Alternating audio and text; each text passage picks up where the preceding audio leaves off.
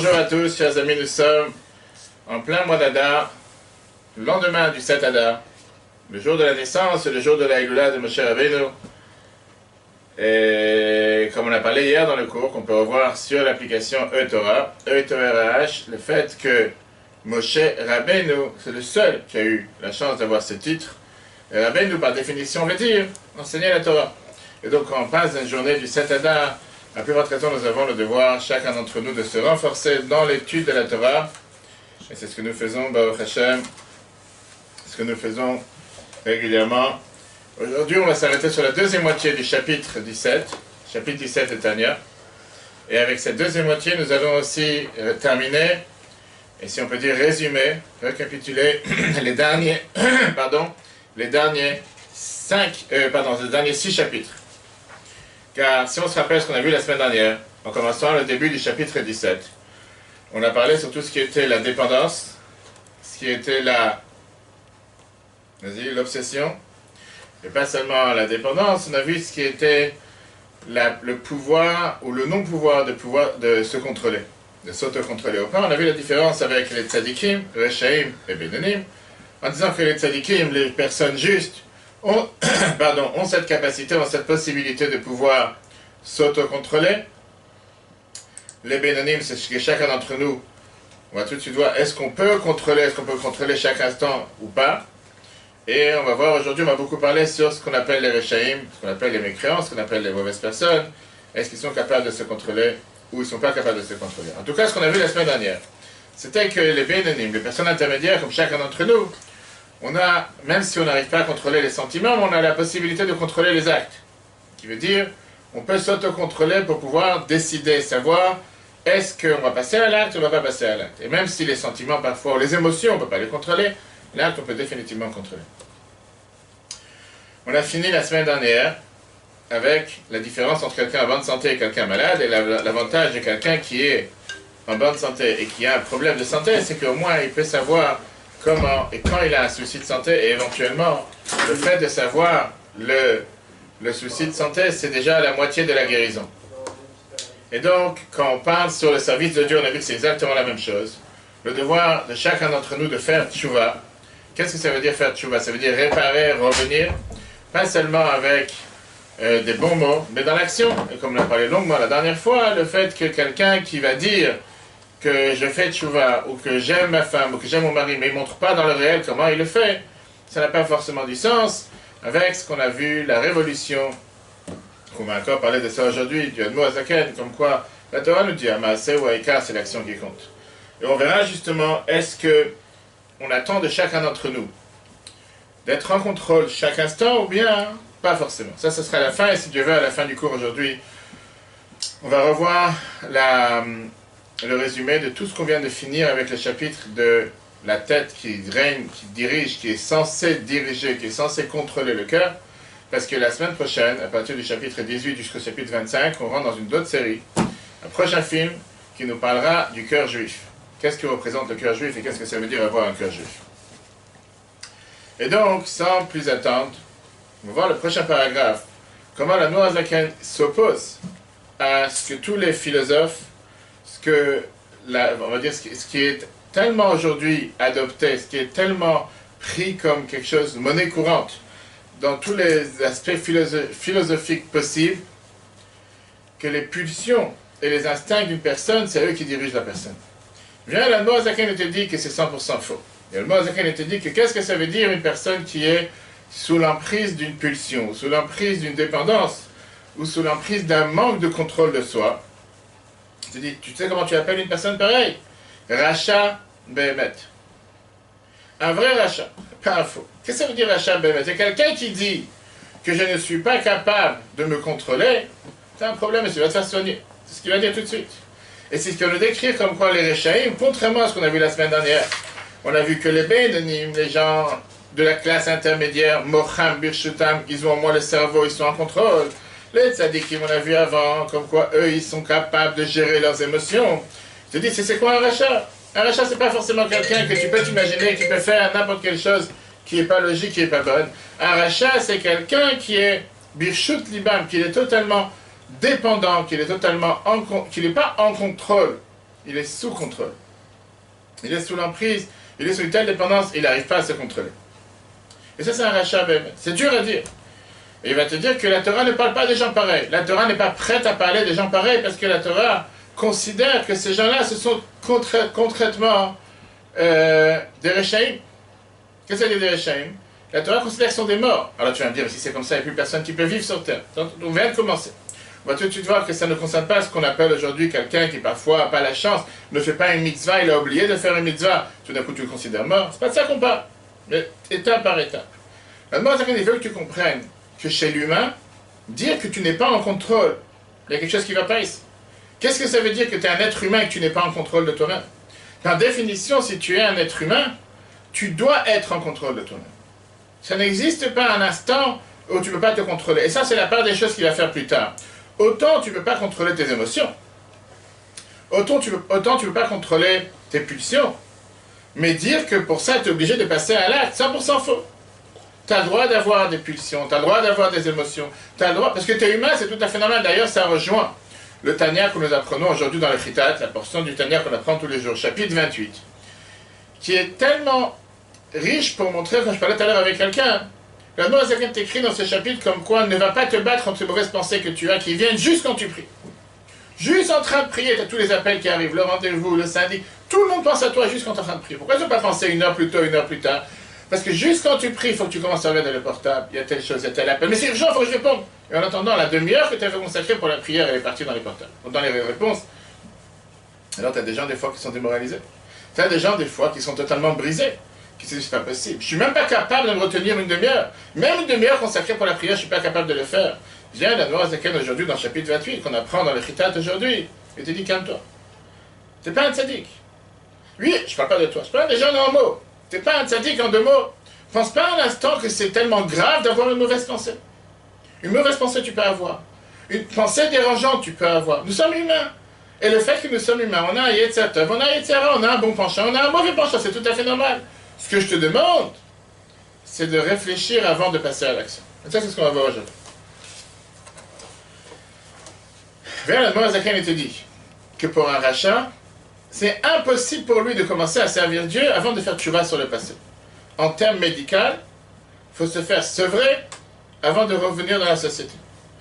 La réinsertion, ce qu'on appelle dans le monde de la prison, qui veut dire passer ce mode de réinsertion, quelqu'un qui est totalement dépendant, il doit se faire soigner. Quelqu'un qui ne veut pas se faire soigner, il est totalement sous l'emprise, par exemple, de l'alcool. C'est pas lui. Et c'est en général ce qu'on dit sur ces personnes. Malheureusement, quand quelqu'un qui est alcoolique, qui va casser un vase, ou qui va casser quelque chose à la maison, ou le pire, il va faire quelque chose de grave, il va dire, mais c'est pas lui qui l'a fait, il était sous l'emprise d'eux. Oui, mais tu avais le choix de décider si tu allais devenir sous l'emprise d'eux. Numéro 1. Ah, tu vas me dire, non, mais il est tellement dépendant qu'il ne se rend même pas compte qu'il doit aller à l'école avec une bouteille d'alcool. Il va au travail avec une bouteille d'alcool. Il a plus loin. Quelqu'un pareil, il faut qu'il se fasse soigner. Il n'y a pas d'autre moyen. S'il ne va pas se faire soigner, il ne va jamais pouvoir sortir. Il ne va pas jamais pouvoir sortir de cette emprise. Il ne va jamais pouvoir... Je ne vais pas dire encore une fois que c'est facile. Il y a des traitements. Il y a certaines personnes qui doivent être hospitalisées. Certaines personnes qui doivent être soignées sur le long terme. Certaines personnes qu'il faut essayer de découvrir quel est le problème qui a fait qu'ils sont arrivés à cette dépendance. Pourquoi cette dépendance, elle est venue pour cacher quelque chose d'autre qui n'arrive pas à s'exprimer? Ça s'exprime à travers cette dépendance. Il y a des centaines et des centaines de cas et de détails. Ce n'est pas le sujet aujourd'hui. On n'est pas en train de faire une conférence médicale. Mais de l'autre côté, le mot Zaken dit qu'il n'y a pas possibilité pour une personne de vouloir avancer. On parle d'un rachat, de commencer à servir Dieu. S'il n'a pas fait d'abord tchouva sur le passé, qui veut dire quoi? Tu ne peux pas avoir un plaisir dans quelque chose de pur et simple, matériel, grossier, fini, terrestre, limité, et au même moment avoir un plaisir pour Dieu. Deux sont contraires. Ça ne veut pas dire que Dieu nous interdit d'avoir des plaisirs dans les choses matérielles. La question, comme on l'a dit tout à l'heure, c'est qu'est-ce que j'en fais avec? Est-ce que quand je fais du sport le matin, je le fais parce que je dois forcément paraître dans toutes les publicités comme la personne la plus forte sur Terre? Peut-être, je ne sais pas. Ou bien, je vais le faire pour être en bonne santé. Pourquoi être en bonne santé? Pour pouvoir servir Dieu. C'est deux mondes totalement différents. Est-ce que je vais aller maintenant manger le repas le plus grossier sur Terre parce que j'ai envie et j'aime ce repas sans aucun autre but? Ou bien je vais aller manger ce repas, peu importe, bien sûr on parle du kasher, etc., pour pouvoir mieux servir Dieu. en faisant attention à la chôte, qu'est-ce qu'il faut faire avant, après, les bénédictions, etc. Donc il y a des centaines et des centaines de détails. Mais quelqu'un qui s'est dit, moi maintenant j'ai envie d'aller voir un plaisir matériel, pur et simple matériel, parce que c'est matériel, je cherche le matériel, rien d'autre. Mets-moi la religion de côté, mets-moi Dieu de côté. Comment tu veux au même moment dire que tu veux te rapprocher de Dieu? Si tu es tellement dans les choses matérielles, tu es tellement dans tout ce qui sont les choses grossières, tu ne peux pas t'élever, tu ne peux pas te raffiner, tu ne peux pas te rapprocher de la spiritualité. Alors comment faire tchouva? C'est très simple, je verrai à ta lèvre. Qu'est-ce que ça veut dire je verrai à ta lèvre? Qu'est-ce que ça veut dire être brisé? Je dis être brisé du fait que quelqu'un s'est dit mais ça me dérange. Ça me dérange, pourquoi je ne peux pas être heureux du succès de quelqu'un d'autre? Pourquoi je ne peux pas être heureux du fait que quand je fais une mitzvah, j'ai la même joie que quand je suis en train de regarder un match, que Dieu nous en préserve. Hier soir, je devais avoir un cours, quelqu'un me dit, laisse tomber, cours ce soir, oublie, il a eu le match. Je fais de quel match tu parles? Là, je suis ignorant dans beaucoup de choses. C'était une des choses en plus pourquoi j'étais ignorant. Tu as regardé le match hier soir? Que Dieu te bénisse. Qu'est-ce que je te dis? Il y a des gens que pour eux, s'ils n'ont pas regardé le match hier soir, ils se sentent totalement... C'est pas possible, je peux pas... Il y a un match, je suis obligé de le voir.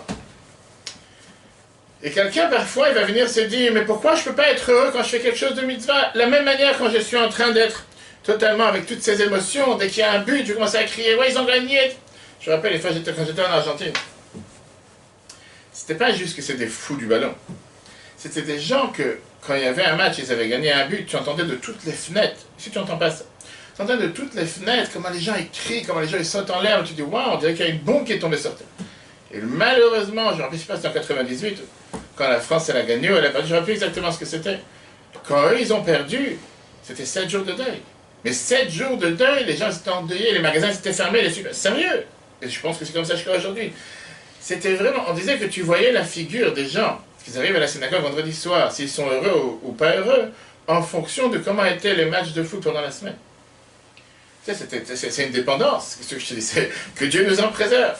Autant on te dit qu'à New York, par exemple, les gens ils sont heureux ou malheureux vendredi soir en fonction de comment elle a marché la bourse dans la semaine. Tu vois la figure, tu comprends si la bourse elle a monté ou elle a descendu. Et que là-bas, c'était en fonction du ballon. Que Dieu, si ça a gagné telle équipe, tout un débat, et on n'arrête pas d'en parler, c'est toute leur vie et toute leur passion. Il y a quelqu'un qui va dire, moi ça me dérange. Ça me dérange que j'ai telle passion pour un ballon, et j'ai pas cette passion quand je vais aller tuer. J'ai pas cette passion quand j'ai prié aujourd'hui comme il faut. J'ai pas cette passion quand je mange kosher. J'ai pas cette passion quand je fais Shabbat. Je saute de joie, je suis tellement heureux, j'ai fait une mitzvah. Ça me parle pas. Je le fais, ouais, parce qu'il faut le faire. Mais que ça me parle, que je me sens tellement enthousiasmé, tellement. Moi, quelqu'un qui dit, c'est normal, tu ne peux pas avoir la passion. Si tu as cette passion, elle est véhiculée, elle est envoyée vers un côté, au même moment, au moment précis, elle ne peut pas être véhiculée vers l'autre côté. Je peux pas dire, je suis tellement heureux que le ballon est rentré dans le but, grâce à ça je vais servir Dieu. Peut-être. Je ne connais pas ces personnes. Certainement qu'il y a des personnes pareilles. Et donc il te dit, tu dois te déconnecter.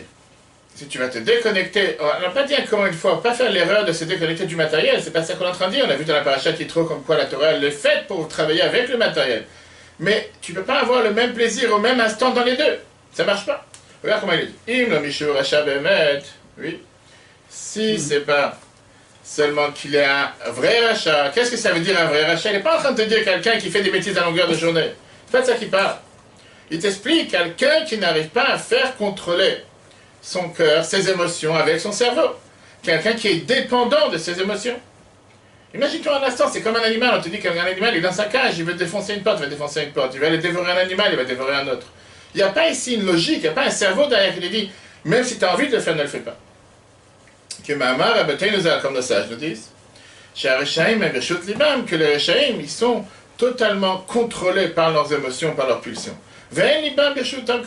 Ils ne sont pas du tout en train de gérer leurs émotions. Ça, c'est la définition de rachat qui parle ici. Et il te dit, c'est une punition. À cause de la grande et forte erreur, faute qu'ils sont en train de faire.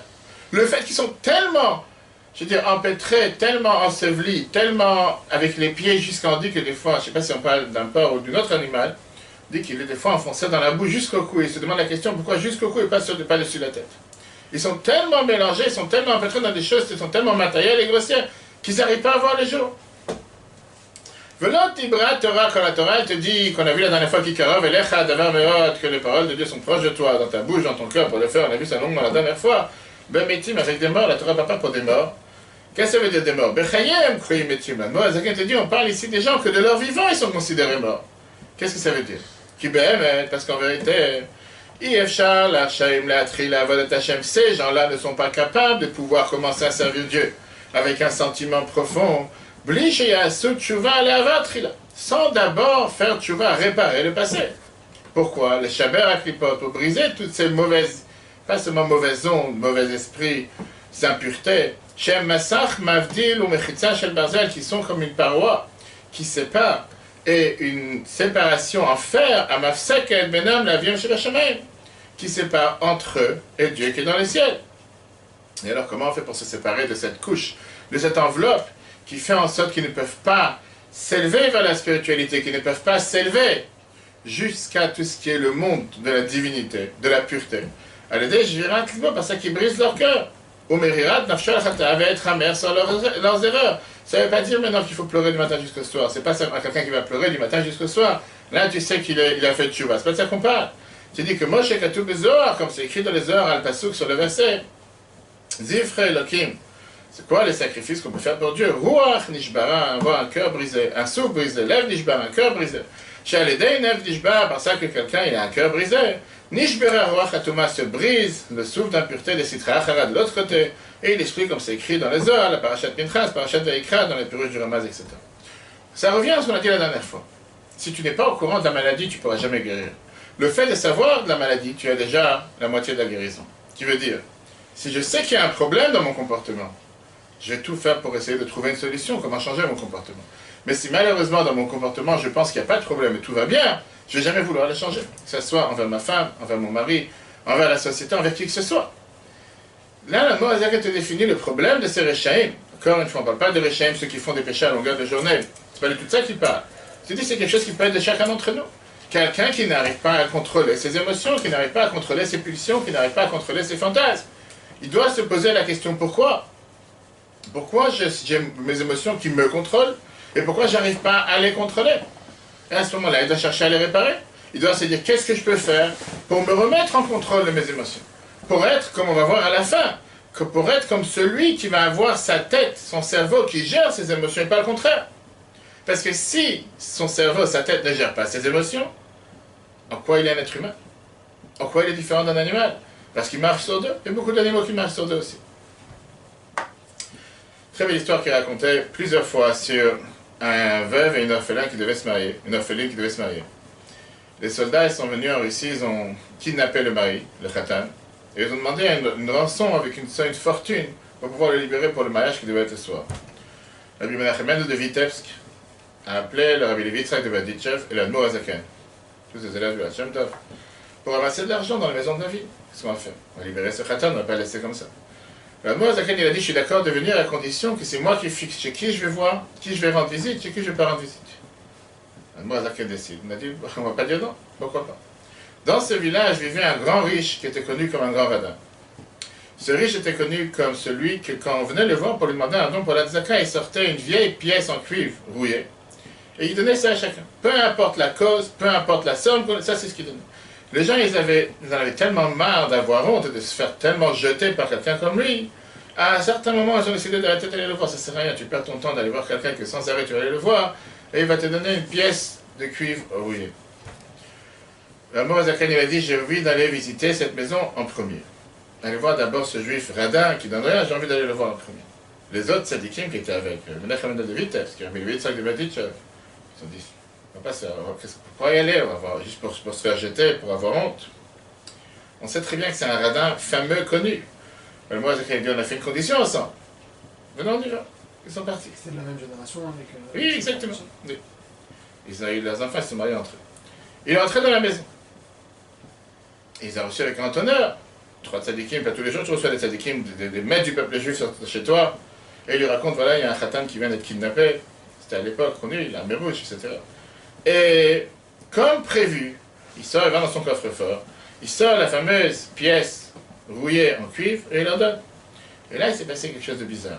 À la place de lui rejeter la pièce dans la figure, le Moazakan il prend la pièce, il lui dit merci beaucoup, c'est ce qu'est le mitzvot, c'est ce qu'est la asot, et il commence à lui dire toutes les bénédictions sur terre. Le tzadikim, il sort de la maison.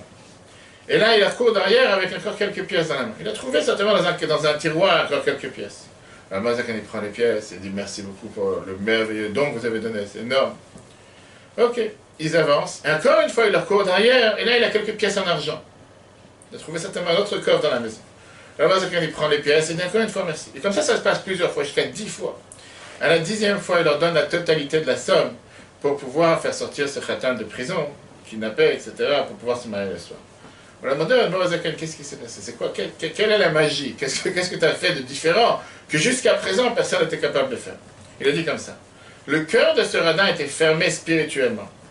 Puisque personne n'a accepté de prendre de lui la pièce en cuivre, il n'y avait rien qui allait ouvrir son cœur. Et dans le mot du Tanya qu'on vient de voir, il était totalement sous l'emprise de ses émotions, sous l'emprise de son cœur. C'est pas la tête qui fonctionnait. Et donc il n'était pas capable de donner. Quand j'ai pris la pièce en cuivre, j'ai réussi à percer son cœur. Ça a fait pénétrer la lumière divine dans son cœur. Ça l'a encouragé à donner plus. Là, il a eu encore une plus grande ouverture du cœur. Jusqu'à ce qu'il a donné plus, jusqu'à ce que son cœur il a totalement été ouvert pour donner la mitzvah. Ce que le Mozaken t'explique ici, c'est quelqu'un malheureusement, c'est pas le juger mal, c'est quelqu'un qui s'est tellement renfermé sur lui-même qu'il ne comprenait pas c'était quoi la valeur de donner. Le Mozaken, il a accepté la première pièce, grâce à ça il a fait une mitzvah, il a eu une petite ouverture, et en général c'est comme tout. Plus on donne, plus on a envie de donner, plus on participe, plus on a envie de participer. Puis le Mozaken, il continue en te disant, tu sais quoi, tout ce qu'on vient de voir, c'est pas seulement un être humain dans sa maison, chez lui enfermé, que personne n'est au courant et qu'il a des problèmes avec ses émotions, avec ses dépendances, avec ses pulsions, il ne sait pas comment réagir, et si jamais il est totalement sous l'emprise de ses émotions, il est considéré comme un rachat, tout ce qu'on vient de dire. Je dis, c'est plus que ça. Ça a un impact beaucoup plus large sur l'humanité. Ça a un impact jusqu'à dire qu'à cause de ça, la Shrina, la divinité, elle est en exil. Qu'est-ce que ça veut dire? Quel rapport avec la Shrina, la divinité, comment Dieu il exprime sur terre, et le fait de ce qu'on vient de voir? La Chassidoute explique que chaque juif, il a une étincelle divine à l'intérieur de lui, la Neshama. Mais chaque juif, il a ce qu'on appelle Chelek Elokam Imal. La situation normale qui est expectée, qui est attendue de chacun d'entre nous, c'est que la Neshama gère le corps. La Neshama soit capable de gérer et être en contrôle. Et ça s'exprime quand, bien sûr, quelqu'un va faire Torah et Mitzvot. Puisque la Neshama, elle est dans le cerveau, et les sentiments et les envies du cœur, du monde, sont dans le cœur. Donc la situation normale, elle est que le cerveau va gérer le cœur, le cerveau va gérer les sentiments. Mais quand quelqu'un il est totalement hors contrôle, quand quelqu'un il est totalement déséquilibré, perdu, et les envies du cœur règnent sur son cerveau, et c'est eux qui vont dicter son comportement, qu'est-ce qui en découle de ça? Que la divinité, la Kedusha, perd contrôle, et elle devient sous l'emprise de tout ce qui est les forces du mal, et tout ce qui est les plaisirs et les désirs. Et ça, c'est appelé dans le Zohar, comme on va tout de suite voir, Galut Ashrina, qui veut dire que la divinité, elle est en exil. Qu'est-ce que ça veut dire que quelqu'un est en exil? Ça veut dire que ce n'est pas lui qui fixe ses actions, c'est pas lui qui fixe qu'est-ce qu'il peut faire. Quand il est contrôlé, il n'est pas en contrôle, il ne peut pas faire ce qu'il veut. Tu es en prison, il y a certaines heures dans lesquelles tu peux sortir, certaines heures tu ne peux pas sortir, certaines heures tu es enfermé, certaines heures tu es ouvert, le quartier est ouvert. Quand le cerveau il règne sur le cœur, automatiquement c'est la Kedusha qui règne, c'est la divinité qui règne, et qui font en sorte que l'homme, la personne, n'est pas 100% en exil, puisque c'est le bon sens qui va gérer. Mais quand malheureusement c'est le cœur, les sentiments, les émotions qui règnent, c'est eux qui gouvernent, automatiquement le bon sens n'existe pas. Il n'y a pas de bon sens, il n'y a rien de bon sens, pourquoi tu enfermes la personne? Et donc la personne elle est enfermée dans lui-même. Sa shrina, la divinité, sa neshama, elle n'arrive pas à s'exprimer. Parce que la réalité, c'est ce qu'on va tout de suite voir, il n'existe pas un juif qui ne veut pas faire ce que Dieu veut. Chaque juif au fin fond du même voudrait faire ce que Dieu veut. Le problème, il est, est-ce que ça s'exprime dans les actions? Ou ça reste seulement au fin fond de sa neshama, et parfois, il faut qu'il y ait un énorme bouleversement, ou qu'il y ait un énorme, on va dire, événement, joyeux, parfois malheureusement non joyeux, qui vont faire que ça va secouer la personne, qui va se réveiller, qui va dire, il faut que je me lâche, il faut que je me sépare, il faut que je me déshabille de cette enveloppe qui s'est habillée sur moi, et que je puisse à partir de maintenant de revenir à qui je suis réellement. Et c'est pour ça que le Rabbi était tellement contre ce que les gens disent qu'on va faire du kirouv rechokim. On va aller rapprocher les gens loin. Et à chaque fois que quelqu'un venait dans les dollars du dimanche, n'importe quel juif, de n'importe quel secteur religieux, ultra-religieux, il disait, on a une organisation de kirouv, on est en train de rapprocher les gens loin. Alors, c'est qui c'est loin? Rapprocher ceux qui ne sont pas encore proches. Ça n'existe pas un juif qui est loin, Oui, peut-être dans les actions, il te paraît quelqu'un de loin. Mais dans la réalité, il a une neshama comme toi. Sauf que sa neshama, elle est sous son emprise, elle est sous ses émotions, elle est enfermée, elle est en prison. Et c'est pour ça que ça s'appelle Galut Ashrina. La Shrina, elle est capturée, elle est en captivité. Quand quelqu'un il fait tchouva, quand quelqu'un il se rapproche, il libère cette Shrina, il libère cette divinité qui est totalement enfermée. Il revient à une situation dans laquelle c'est sa tête qui est en contrôle. Et là, la neshama va pouvoir contrôler le cœur. Et automatiquement, ça s'appelle la libération de la divinité. C'est ça qu'il explique dans le prochain paragraphe. Je vais t'amener les paroles du Zohar dans lesquelles on te dit qu'il y a deux types de tchouva. Il y a tchouva tata et tchouva ila. La tchouva d'en bas et la tchouva d'en haut. C'est quoi la tchouva d'en bas? C'est de ramener le dernier lettre du nom de Dieu, Yud, Ke, Vav, Ke, le He, qui est le dernier lettre du nom de Dieu. La remettre à sa place, ce qui veut dire, la neshama d'une personne vient du He du nom de Dieu. Quand quelqu'un il faute, il fait descendre la Shrina dans les endroits les plus bas sur terre. Puisqu'au final, quand un juif il va dans les endroits où il ne faut pas aller, où il fait des choses qu'il ne faut pas faire, sa neshama est avec lui. Donc c'est comme si que pendant que tu fais les choses les plus graves, la neshama est en train de les faire avec toi. Elle est emprisonnée, elle ne peut pas se séparer de ton corps. Elle est envoyée sur terre pour faire ces choses que tu es en train de faire. Quand tu fais tchouva, automatiquement la Shrina, la divinité, sort de son exil, sort de cette enveloppe, sort de prison, et elle revient à sa situation naturelle. C'est elle qui se met en contrôle. Hiprina tchouva tata, et ça c'est le niveau de la tchouva d'en bas. La halot et tata pour réveiller, pour faire lever le He d'en bas dans le nom de Dieu. Le dernier lettre du nom de Dieu, la hakima minefilata pour la faire lever de ce qu'elle est tombée chez Nafla, elle est tombée vers les clipotes, vers les forces du mal qui sont appelées les forces extérieures. Et le mot Azaken te dit, Shehu Sod Galut Ashrina, ça c'est le secret de l'exil de la divinité. Que même Rabbeinu nous a, comme les Chachamim nous disent clairement, Galou le Edom, Shrina et même, quand le peuple juif a été exilé, la divinité a été exilée avec eux, en exil. Dahainu, qu'est-ce que ça veut dire? Shadam Ose Masedom. Quand quelqu'un il fait une action qui n'est pas logique, qui n'est pas bonne, et il faute, Morid ou Mamshir Lesham, il fait descendre et il fait pénétrer là-bas pendant les clipotes, dans les forces du mal. Prinat venitzut c'est le kout, qui est l'étincelle divine.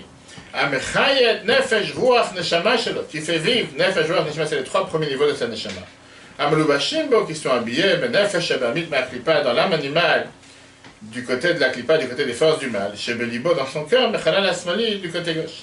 Cet âme animale, molech et bobo de Racham, qui voyage, qui est à l'intérieur de lui quand il se comporte comme un rachat, comme un voyou. Ou c'est elle qui va gérer, gouverner la petite ville, sa petite ville, les membres de son corps.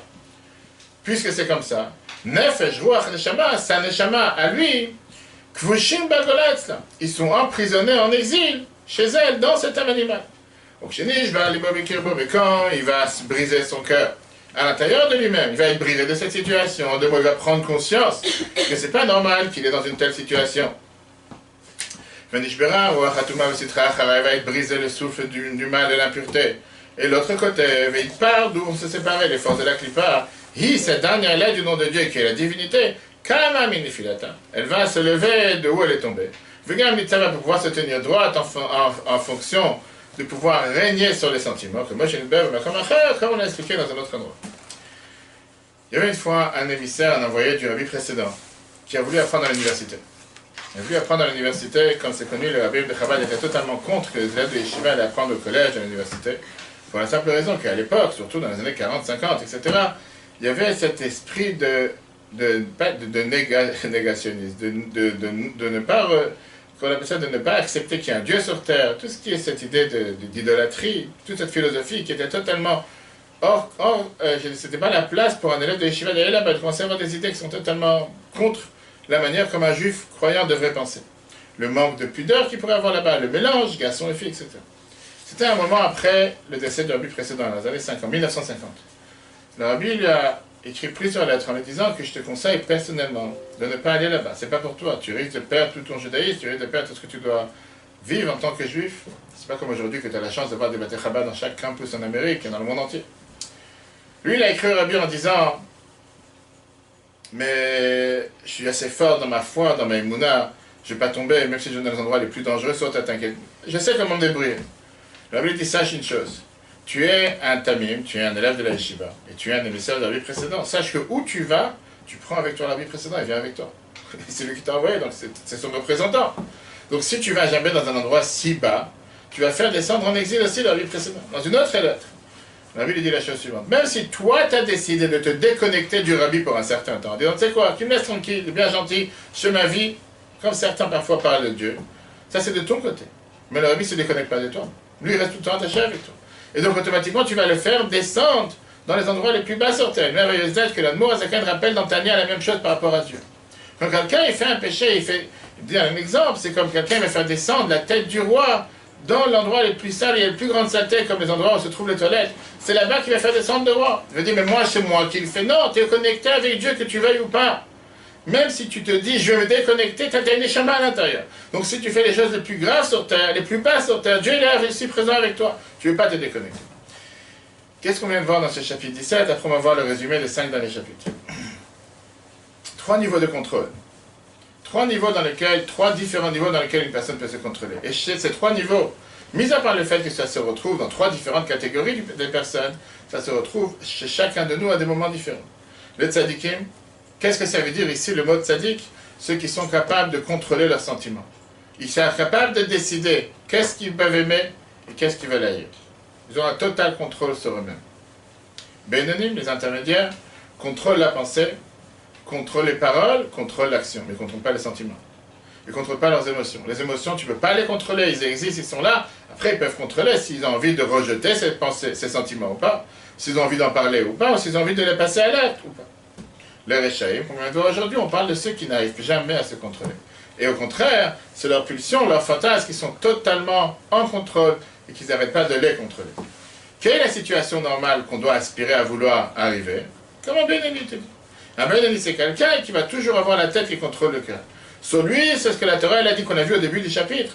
Kikarov elecha davar meod, c'est tellement proche pour toi, c'est tellement à ton atteinte, tu peux arriver à le faire. Mais ficha dans ta bouche, tu le feras dans ton cœur, la sauteur pour le faire. L'Admour Azaken te donne ici la règle. Chacun peut être en contrôle. Penser et sentiments, c'est pareil?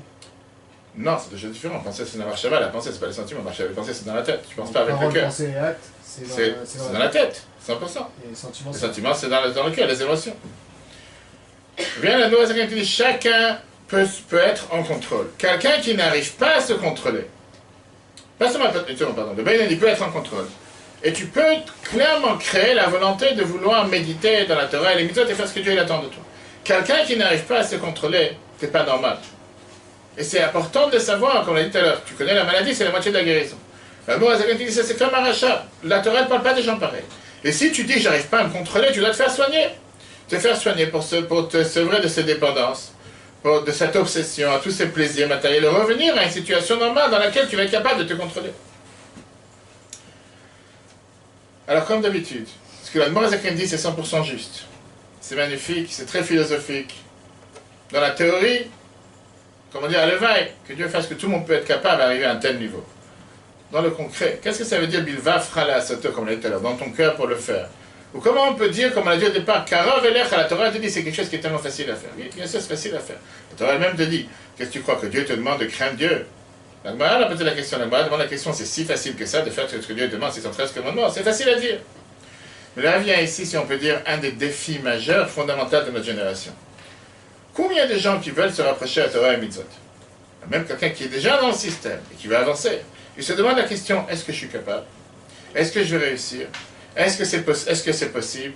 Est-ce que c'est pas trop dur pour moi? Et la question générale, est-ce que le judaïsme n'est pas fait au final pour une catégorie, pour un pourcentage infime, pour un pourcentage, une minorité du peuple juif? Ou peut-être seulement pour l'élite? Pour ceux qui ont fait l'ENA, Sciences Po, pas fait pour tout le monde. Et beaucoup de gens se demandent la question, j'ai tellement envie d'avancer, j'ai tellement envie de faire une prière en plus par jour, de prier un peu plus longtemps avec les tuiles, de faire attention à Shabbat, de faire attention à la cachette. Mais j'ai peur de me lancer dans quelque chose que je ne vais pas progresser. Et je me dis, peut-être que c'est trop dur pour moi, peut-être que c'est pas pour moi, peut-être que c'est pas pour mon niveau, peut-être que c'est fait pour les tzadikim. Alors en 2 mots, si on fait le résumé de cette question, puisque la Torah elle touche chaque élément dans la vie, où je mange, je dors, relations conjugales, ce que je vois, ce que j'entends, ce que je sens, bref, 613 commandements, ça c'est les grandes lignes, après tous les dérivés, c'est pas pour moi. Je suis pas capable. Laisse-moi tranquille. Je préfère me contenter de faire un minimum. Et les personnes vont se dire, je commence aujourd'hui à découvrir la valeur de la Torah et les mitzvot. C'est impossible. Si vraiment il faut être ce qu'il faut être, et si vraiment il faut que j'essaye de m'adapter à ce que Dieu il attend de moi, je ne vais jamais y arriver. Et si je ne vais jamais y arriver, laisse-moi tranquille, il vaut mieux pas commencer. C'est comme je disais à quelqu'un cette semaine, si tu te lances dans un concours avec un esprit négatif, tu ne vas pas te lancer dans le concours. Si depuis le départ tu te lances et tu dis, je parlais avec un enfant, je parle pas mitzvah, c'est ce dimanche. Il me dit, non, je ne vais pas réussir, je ne vais pas arriver à la paracha, premier paragraphe. Pourquoi tu parles comme ça? Si depuis le départ tu viens en disant, j'ai le bar mitzvah dans quelques semaines, dans quelques mois, je ne vais pas arriver, ne commence pas. Moi, je n'aurais pas fait une chose pareille. D'aller dans un concours, d'aller quelque part, de toute façon, je ne vais pas réussir, mais je ne vais pas. Une personne peut tellement rapidement se démoraliser, voire se désintéresser en se disant, tu sais quoi, c'est pas pour moi tout ce truc. Ça ne me parle pas, c'est tellement haut, et c'est vrai que c'est bien, j'aurais bien voulu pouvoir le faire, mais dans le réel, je sais qui je suis. Je sais qu'est-ce que sont mes aspirations. Je sais de quoi je dépends. Je ne suis pas né dans un milieu religieux, j'ai jamais appris la religion. J'ai à peine découvert la religion à 20 ans, 30 ans, 40 ans. Et même si je suis né dans un milieu religieux, j'ai jamais appris à évoluer, à avancer, laisse tomber. Je fais ce que je sais faire et le reste, je ne peux pas m'en vouloir. C'est dans ce point-là que vient la révolution d'Admo Azaken dans ce chapitre 17. Il vient et te dit, c'est quoi le Benoni? Le Benoni, c'est celui qui a le paradoxe de pouvoir réunir les deux à la fois. D'un côté, il te dit, il y a des choses que tu sais que tu es capable de faire, et que la Torah te donne aucune réduction, aucune concession, tu dois les faire à 100%, il n'y a pas à discuter. De l'autre côté, il y a certaines choses que la Torah ne te demande pas de faire, parce que la Torah, elle sait que tu n'es pas capable de les faire. Certaines choses, la Torah, elle te demande, certaines choses, la Torah ne te demande pas de faire. Quelles sont les choses que la Torah, elle te demande de faire? Quelles sont les choses que la Torah ne te demande pas de faire? C'est exactement ce qu'on vient de voir dans ce chapitre, et avec toute cette série qu'on vient de terminer du chapitre 12 au chapitre 17, qui est la série qui s'appelle « Comment faire régner le cerveau ». Il te dit comme ça en deux pas, en deux grandes lignes. Personne t'a demandé d'arrêter d'aimer le monde. Personne t'a demandé d'arrêter d'avoir des envies, des fantasmes, des passions, de vouloir être, comment on appelle ça, être séduit par tout ce qui se passe dans ce monde matériel. On t'a pas demandé de devenir aveugle. On t'a pas demandé de mettre un châle sur tes yeux, comme Dieu nous en préserve certains idiomates. On t'a pas demandé de te séparer du monde. On ne t'a pas demandé à aucun instant de te déconnecter du monde dans lequel Dieu t'a placé. Dieu t'a envoyé ta neshama dans ton corps. Il t'a pas envoyé ta neshama dans un ballon d'air. Dans ton corps, en sachant qu'est-ce que c'est ton corps, en sachant qu'est-ce que tu as comme pulsion, qu'est-ce que tu as comme fantasme. Dieu ne te demande pas d'avoir une passion, un engouement pour Dieu de manière dévoilée, comme tu as pour quelque chose de matériel, comme tu as pour ta femme, comme tu as pour ton mari. Dieu sait très bien qui nous sommes. Il sait que nous sommes quelqu'un de matériel. Tout ça, Dieu ne t'a pas demandé pourquoi, parce qu'il sait que ce n'est pas dans ta capacité. Il sait que tu n'es pas capable de le faire. Même si tu as envie, tu ne peux pas, tu as un corps matériel. Tu n'es pas totalement déconnecté du matériel. Tu ne peux pas demander si tu t'es enfermé dans une grotte comme Rabbi Shimon Bar Yochai pendant 13 ans, manger des caroubes et de l'eau. Ça, c'est Rabbi Shimon Bar Yochai qui l'a fait. Pas tout le monde est capable de le faire. Alors qu'est-ce qu'il attend, oui, de nous? Dieu, il attend de nous d'être totalement en contrôle à chaque instant. En tant qu'être humain, Dieu, il te dit, puisque je te donne la possibilité de pouvoir faire régner la tête sur les sentiments, la tête sur les émotions, peu importe combien le monde autour de toi essaie de t'envelopper, essaie de t'influencer, essaie de te séduire avec tout ce qui se passe dans le monde, dans tous les domaines, à chaque fois que tu tournes les yeux vers quelque part, tu vas voir quelque chose, tu auras envie de quelque chose. Tu as la capacité de pouvoir être en contrôle, maîtriser toi-même pour agir en fonction de la volonté de Dieu. Te dire de ne pas voir, je t'avais dit une fois, quand le secrétaire du Rabbi Binyamin Klein, le Rabbi Binyamin Klein est décédé il y a quelques années malheureusement, j'étais très proche avec lui, et lui il a commencé à devenir le secrétaire du Rabbi en 1961. Quand il a été embauché pour travailler dans le bureau du Rabbi, le secrétaire personnel du Rabbi, le Rav Khadakov, l'a appelé, lui a dit la phrase suivante. Il lui a dit comme ça, il lui a dit, te dire que ce qui se passe dans le bureau, il y avait des demandes du monde entier qui arrivaient, des choses personnelles des gens, etc. Te dire de ne pas voir, je ne vais pas te dire de ne pas voir. Te dire de ne pas entendre, je ne vais pas te dire de ne pas entendre. Te dire de ne pas parler, ça dépend de toi. Voir, tu vas voir, tu travailles dans le bureau, automatiquement tu es au courant de ce qui se passe. Entendre, tu vas entendre. Mais parler, ça dépend de toi. Avec ça, la Noazekin te fait cette révolution, et quand quelqu'un il est au courant de ça, tu peux respirer toute la journée, prendre de l'air fraîche en te disant, c'est pas si dur que ça. Parce que Dieu n'attend pas de toi de sauter au ciel. Le Bachamaim, il est mort, Miyal Elan Bachamaim, c'est la suite du verset. Ne dis pas que la Torah elle est dans le ciel pour demander la question, qui va nous faire monter au ciel pour pouvoir l'acquérir? Non, qui karov elecha devant meod. La Torah te dit comment c'est proche, ça t'a porté. Je t'ai pas demandé de devenir un ange. La famille d'histoire qu'on a racontée plusieurs fois, avec Rav Shadani Pali qui a dit que quand il va monter au ciel, on va pas lui dire pourquoi t'as pas été Moshe Rabbeinu, pourquoi t'as pas été Abraham, Yitzhak et Jacob, mais pourquoi t'as pas été Zush. C'est ce que Dieu il attend de toi en fonction de ta personne. Avec ça, on a terminé la série. Deuxième série.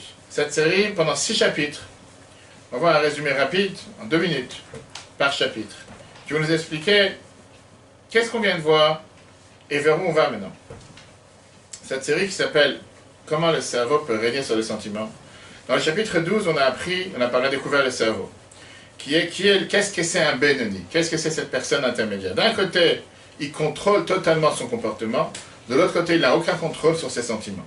On a mis la base, on a développé la base de qu'est-ce qui est Moar, Shalit à la lèvre. Qu'est-ce que ça veut dire avoir la tête qui règne sur les sentiments, qui se trouve chez chacun d'entre nous depuis la naissance. On a appris qu'est-ce que ça veut dire contrôler ses pensées. On a appris qu'est-ce que ça veut dire, on ne peut pas contrôler la première pensée.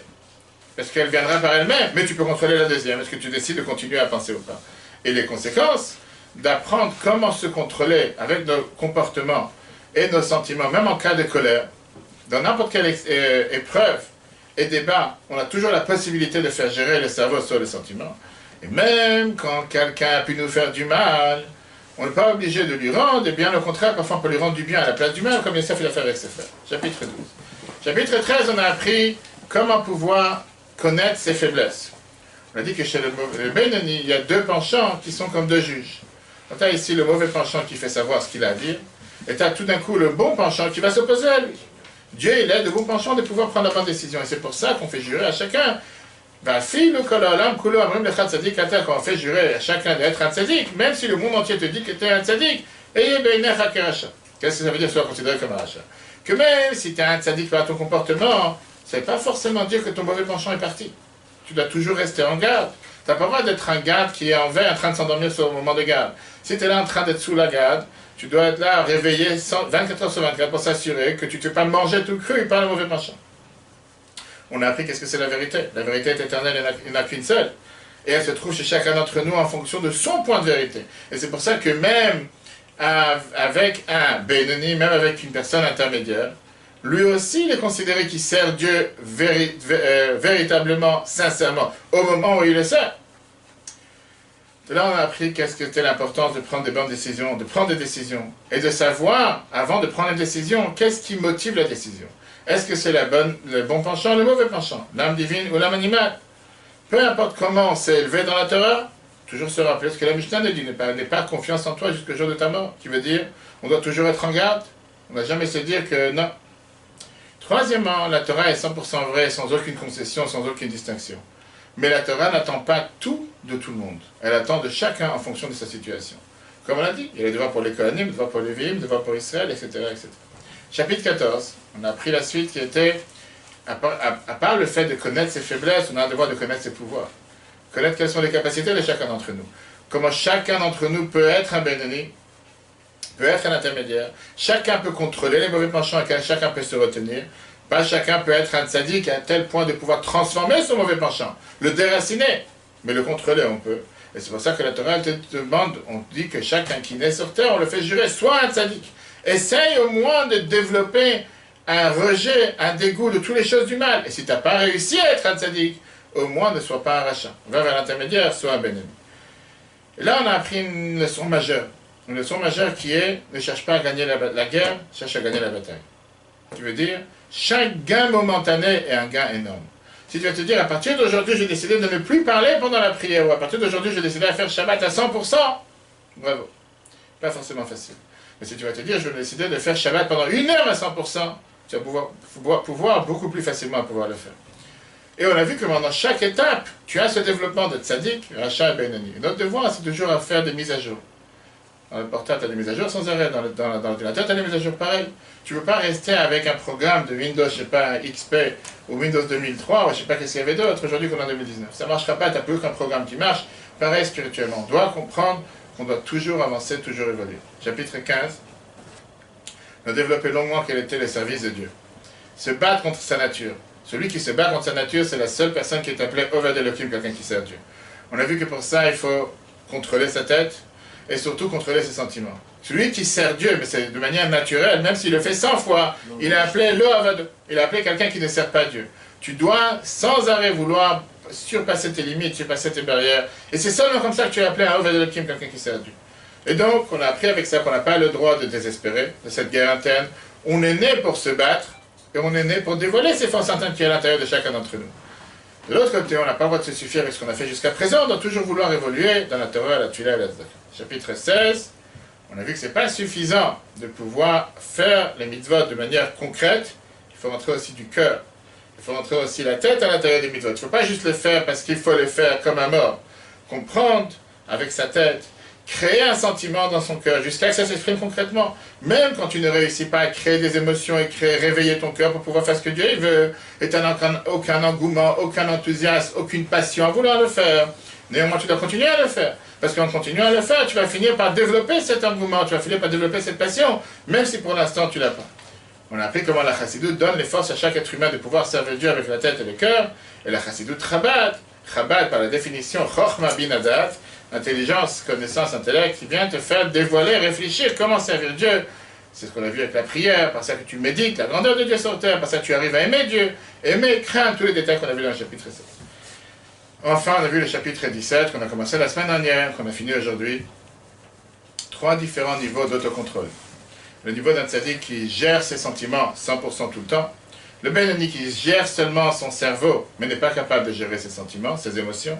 Et le Rechaim, c'est les mauvaises personnes, ceux qui sont tout le temps en train d'être sous l'emprise de leurs émotions. Et on ne parle pas ici d'un rachat, par définition, ce que les gens appellent rachat, quelqu'un qui n'arrive pas à se contrôler. La situation normale, idéale, aurait été que Moar Shalit à la lèvre, que le cerveau règne sur les sentiments. Et c'est pour ça que la Torah te dit que c'est quelque chose qui est capable, qui est possible pour chacun d'entre nous. C'est ce que la Torah, en tout cas, elle attend de chacun d'entre nous. Quelqu'un qui n'est pas en contrôle, il a un problème, il faut qu'il se fasse soigner. Qu'est-ce qu'on a appris de tout ça? Si on résume, on peut résumer pendant des heures et des heures. Comment contrôler? Comment être en contrôle? Comment connaître nos limites? Comment connaître nos moyens? Faire ce qu'on appelle pas une autobiographie, une Transcription. pas transmission, faire un rapport de qui nous sommes, un bilan de soi-même, bravo, et surtout, toujours vouloir faire plus, toujours vouloir avancer, toujours vouloir augmenter dans toutes les expectations que nous avons de nous-mêmes, de la même manière que Dieu l'attend de nous. La semaine prochaine, si Dieu veut, on va commencer la 3e série. Et la 3e série, ça sera le chapitre 18 et le chapitre 25, dans laquelle on va développer, on va découvrir, maintenant qu'on a parlé du cerveau, on va parler du cœur, le cœur juif.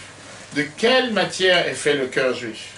Combien de gens te disent « je suis juif dans le cœur » On va prendre c'est quoi le secret de survie du cœur juif dans n'importe quelle circonstance, n'importe quelle situation, à tel point qu'on va découvrir dans le chapitre 18 que tu as des juifs que dans la vie de tous les jours, ils se comportent comme des vrais non-juifs, qui n'ont jamais fait aucune mitzvah à l'apparence, et que dès qu'ils ont été mis à l'épreuve, mais c'est route nefesh, ils ont tout de suite demandé, je voudrais être enterré comme un juif, je ne suis pas prêt à mourir comme un non-juif, etc. D'où vient ce cœur juif? Et comment il nous donne la force pour pouvoir se battre quotidiennement dans toutes les épreuves que nous avons contre le mauvais penchant et contre les mauvaises envies. Ça, si Dieu veut, ça sera la semaine prochaine. On va découvrir dans le chapitre 18-19 comme quoi chaque juif, il a ce qu'on appelle une ahava mesuteret. Il a un amour caché envers Dieu. Que tu veuilles ou pas, même si à l'apparence il te paraît comme le juif qui vient te voir au Beth Rabbah et te dit « Monsieur le rabbin, moi je ne suis pas croyant et donc je ne vais pas venir au Beth Rabbah parce que je n'y crois pas du tout. » En te disant « Je ne suis pas croyant », il a affirmé comment il est croyant. Le cours sera en replay sur l'application eTorah, E-T-O-R-A-H, sur Google et Apple. Téléchargez, commentez, partagez. Très bonne journée à tous et à la semaine prochaine. Et si Dieu veut, demain, on va voir le prochain cours sur la paracha. Cours merveilleux. L'importance de la reconnaissance envers nos proches. L'importance de qu'est-ce que les gens cherchent aujourd'hui dans la société. Être apprécié. Pourquoi cette différence entre Moshe et Aaron? Pourquoi le nom de Moshe a été effacé de la paracha de cette semaine? On a parlé ça longuement dans le cours hier, le cours de Tetzavé Zayin Hadar. Bien sûr que c'est toujours en rapport avec la date du Zayin Hadar. Quelle était la spécialité de Moshe? Et on a vu comme quoi Moshe nous a montré dans la paracha de cette semaine, encore une fois, le devoir d'avoir un don de soi, une abnégation totale envers des juifs fauteurs, avec la faute du Vaudor. Pas des tzadikim, pas des pratiquants, pas des croyants. Moshe nous a montré que même des gens, alors que Moshe lui-même était au courant de c'est quoi la faute du Vaudor, Moshe a compris comme quoi il faut totalement savoir donner sa vie, alors que Moshe Rabbeinu, Torah de Moshe, la Torah de Moshe, Moshe demande à Dieu, efface-moi de ton livre. Pour qui?